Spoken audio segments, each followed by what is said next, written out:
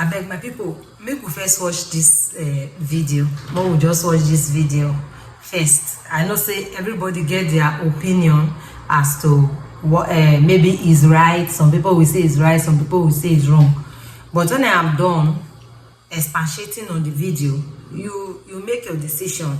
Okay, so let's just watch the video. Let's give it like 2 seconds to like between 10 seconds to see what actually happened.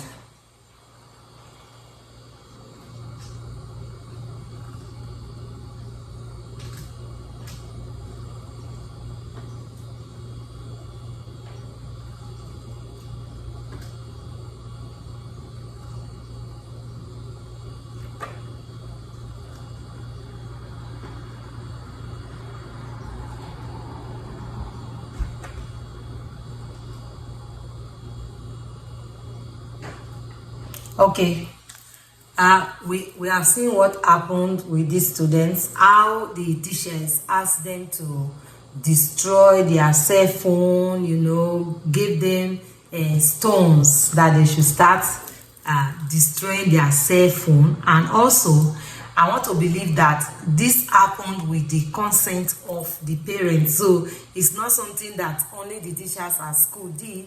I want to believe that they, because it's like a PTA something, that they did it there. They said that the students' performance in the exam was very poor. And so because of the poor performance of the students, they are now asking them to destroy their cell phone.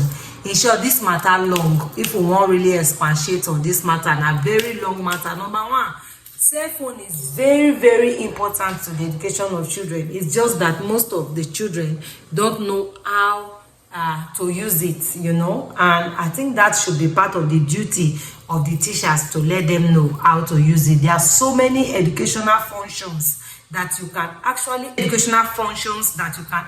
access online using your cell phone. Most times we don't know how to pronounce some words. If you go on Google will give you the right pronunciation for that word, and then you learn how to pronounce it. There are some mathematical problems that you don't know how to solve. When you go to Google will give you steps and processes. You even have access to videos of teachers from different parts of the world teaching on that particular topic, which will now broaden your understanding, and that topic will become a thing of ease for the students. And then there are so many things, like you want to do some painting, you have ideas from pictures and photos that you see, painting ideas, you know. And apart from that, you can even learn crafts using that phone. So most times people paint the cell phone as if it's a devil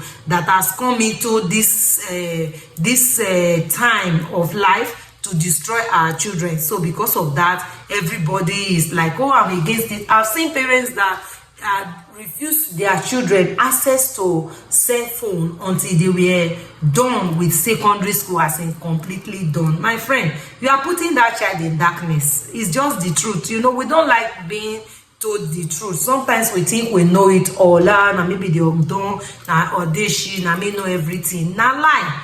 You are putting that child in the dark. Any child now that does not have access to cell phone at this time of life now, in this century, at this jet age, that a child should go to school, graduate from a secondary school, and does not have a cell phone, not because the parents could not actually afford it, but because you think that cell phone will serve as a distraction to that child. My mothers and fathers, wake up. Who put you for this sleep? Wake up. Not let anybody deceive you. Wake up. The children need it. They need it to grow. They need it to become whom they ought to be. Wake up. Don't allow anybody to deceive you. So now let me come back to the main issue, the main matter. Why do they ask these students to destroy their phones? Number one, I want to know, what will this destruction of this phone do to the child? It will make them intelligent. It will improve their capacity to retain. or what? I know the only excuse that the teachers would have given is that it's serving as a distraction, of which even you as a parent, cell phone serves as a distraction to you. It serves as a distraction to me. It all has to do with the discipline of the mind, to tell yourself that at this time I want to do so thing, and therefore this phone will be resting by that time. I will be charging or doing one or two things, but this time around this phone will not be with me. By 8 o'clock I should no longer. I think the best way to train the children is to let them know when the phone should be with them and when they are not allowed access to the phone, not asking them to destroy the phone. Now let me just shock you with something. Because most times we just believe, oh, the teachers are right. Which teachers are right? Which teachers are right? Let me just tell you, I'm a teacher. And I know a lot of things I see in the secondary school teaching force, especially in government schools. I know a lot of teachers that will come across this video. We have a lot of stupid comments to make. I don't care. But let me tell you, I'm a teacher. I have taught for about 15 years of my life, and I know what I am saying. A lot of government school teachers are not doing their job. Oh, I know, so I won't die now. Now I won't tie rope for my neck now. Or I won't even vanish inside the screen. More I can press my truth. But guess what? It's impossible. You're not going to fit do that one.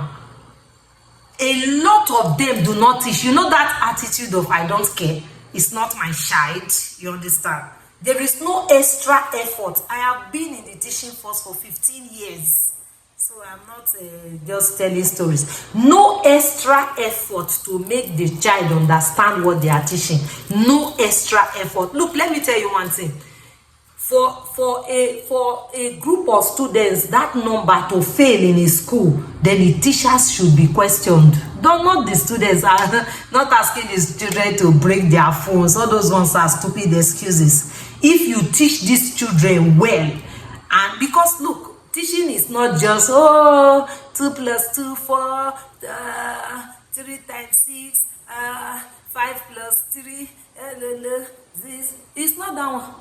It is either the children understood the concept that you are trying to present to them. If they do not understand the concept you are bringing to them, then they look at it like you are the almighty, while they are the inferior, and they feel that they don't have the capacity for what you are trying to bring to them. Teaching is supposed to be something that we bring down as low as possible, especially in the primary and secondary school stage, so that these students that we are talking about can find interest in what they are doing. I remember growing up, I hate mathematics with all my heart.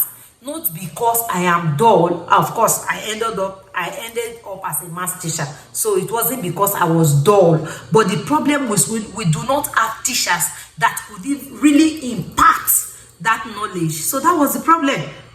It wasn't because I was dull. But then, you see teachers, look, the secondary school, especially because I happen to be in secondary school. In short, I don't even want to talk about the primary school, but then the secondary school, a lot of teachers are write-offs. They are write-offs. They don't do nothing.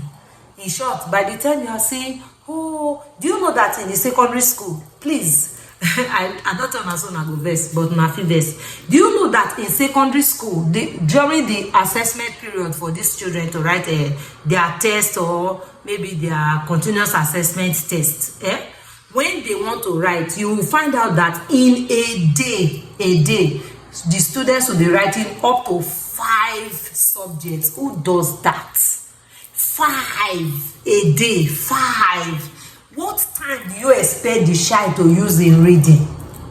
Because sometimes when we come in and we try to explain to those that claim to be the almighty leaders, and we say, why don't we make this test like a 1-week test instead of compressing like 14 subjects into 2 days for test? I'm telling you the truth, I'm a teacher. 14 subjects into 2 days for test. 14 subjects, 2 days. In fact, in a very normal situation and a society that is well inclined 2 days for 14 subjects. The pikin na wetin e be, na robot. How many e fit read? How many the child go fit read? Even you, the papa and the mama, so you fit read 7 subjects a day, make you come write am. At the end of the day, say, abeg leave them. Sometimes when those of us that show concern come to say, this thing I don't think is right, why don't we fix this test in such a way that these students can finish this test like in a week? 14 subjects, let's break it like a week. Let's have like and maybe Monday to Friday now. If we even do 2-2, Monday to Friday, we will have like 10 subjects. Do you understand? And then maybe the following Monday, Tuesday, we will be through with the test. Use like 1 week plus to write the test. 14 subjects in 2 days. And you are saying that they should do well. Ow, which jazz? At the end of the day, say they are not doing well. They cannot do well. Things don't work like that. We are not teaching for students to fail. We are teaching for them to learn. This is the problem with our society. We are not teaching for them to fail. We are teaching for them to learn. So when you are doing assessment, they should be given enough time to study what they have been taught so that they can replicate it. Why they are writing their assessment, they can give you good results. But then when you complain, they say, I beg leave them. How many of them they read? I beg leave them. They're not serious. I beg leave them. Now I beg leave them. I beg leave them. Now with the day since so. I beg leave them. I beg leave them. So now so they will say they don't know book. Without waiting with the teach them. Is it to come to class and copy notes for students that means that you are teaching them? Is it to come to class and copy board full? When board full, you clean am. Board full, you clean am. Board full, you clean am. Is that what will show that you are teaching? No. Wake up. Wake up. You people should wake up. I have a lot of things to say about the teaching force. But then, let me just end this one here. Next time, don't ask these children to break their phones because you just succeeded in putting them through trauma. You just succeeded in putting these children through trauma. You see a lot of them crying. You see a lot of them emotionally down. You want to get them depressed because you are not doing your job. You want to get these innocent students depressed and then paint the wrong image for their parents like you are the almighty good teacher and then these students are not ready to learn. I pity for the parents when they believe on her. The parents wey believe una this una teachers then so now they might pity because a lot of teachers are not doing their job. I beg you, una comot Mercy Roads.